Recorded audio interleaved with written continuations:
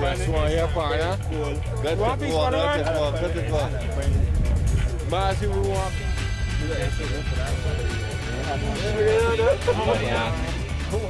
Refreshed and refueled, it was business as usual for Paul Bird, who continued to rake up stage victory after stage victory.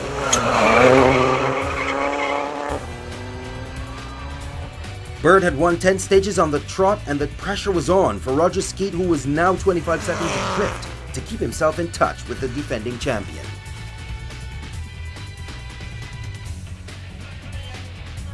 Paul Bourne was about 50 seconds off the leader at the end of stage 10, and he was 5th overall.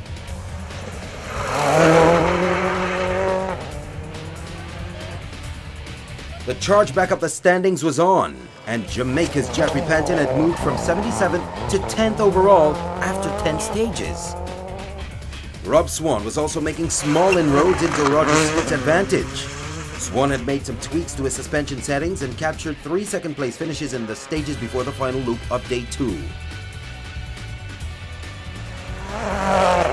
John Powell had Swan in his crosshairs with only 6 seconds separating them.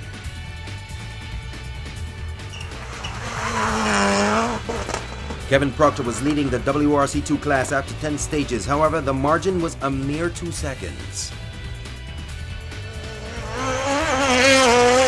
Leading the two-wheel drive battle by about 30 seconds, the brothers Roger and Barry Mayers lost 5th gear and had to retire from the rally after stage 8. Frank Kelly had been the fastest two-wheel drive finisher at Rally Trinidad with his Ford Escort Mark II, and now he was 2nd in Super Modified 11. And 6th in the overall two-wheel drive battle. England Simon Wallace in the Subaru Impreza N10 was 3rd in the Group N class after 10 stages were completed. The head gasket blew out on the Renault Clio and ended James Betts and Alan Maynard's rally after stage 5. Stuart McClary was 3rd in Super Modified 11 despite this small incident.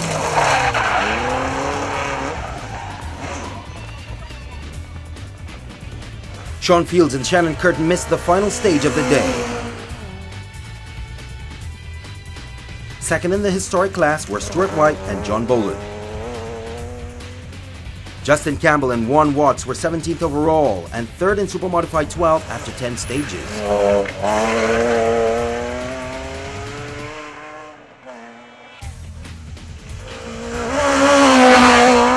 Cliff Rowett and Joshua Plaza were the leaders of Super Modified 12 and 13th overall after day 2.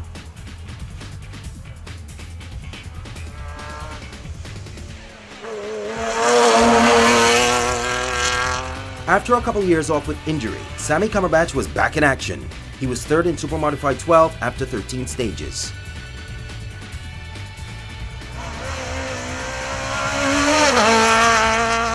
An electrical problem on stage 9 saw Brandon McKenzie unable to finish the rest of the day's stages. The crowd favorite, Alan McKay, battled on Friday night to get his car going. He crept around Bushy Park, and then it was all business on day 2 to climb from 79th to 35th.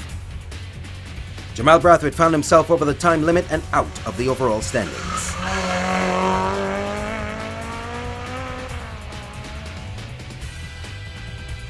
The Turks and Caicos' Paul Horton was 2nd in Modified 7.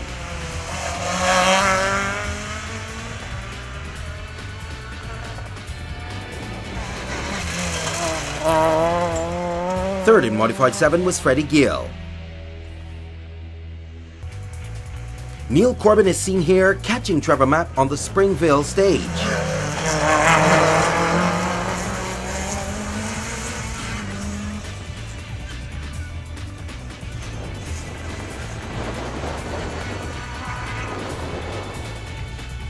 Ireland's Peter Gallagher is chasing Barbados' David Brewster here.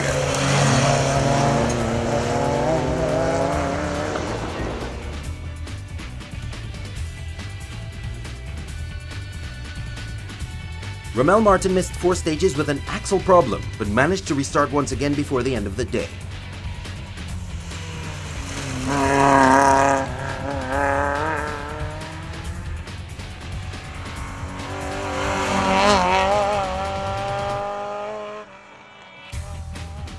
Paul Linus did not make it through stage 7.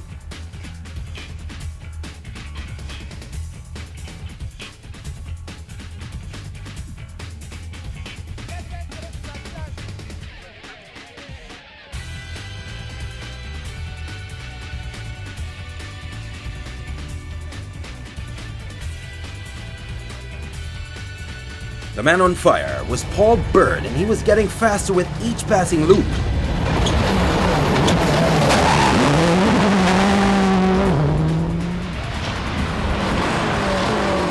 Roger Skeet was beginning to match Bird's pace, but not able to beat it.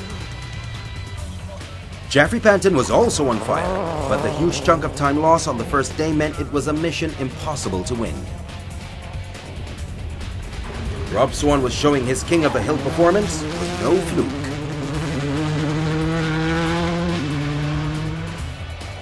Paul Bourne was fourth in the overall standings after day 2.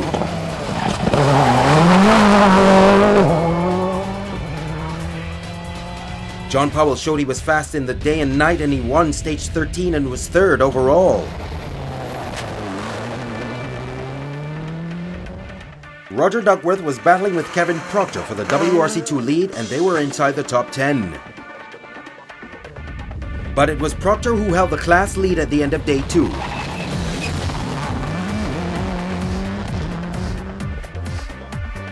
Josh Reed was posting times in the top 10 but had missed stage 4 and was out of the overall running.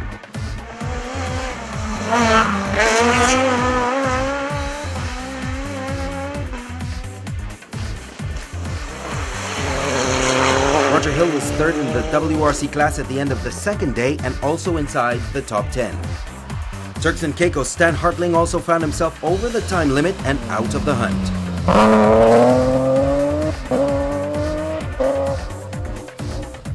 David St. Hill was competing in Super Modified 12.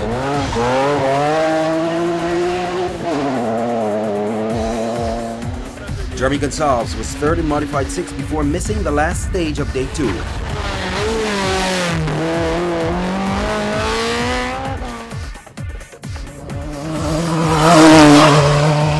Leading Group B2 was England's Andrew Costin Hurley. Wayne Archer in his BMW 325 was third in the historic class.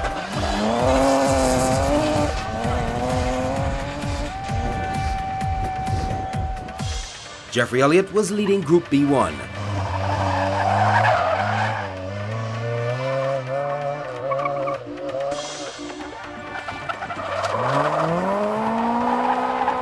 Never ever a dull moment with Barbados' Eric Allenby. Raw. Ireland's John Hardman in the Nissan Micra was leading Super Modified 9.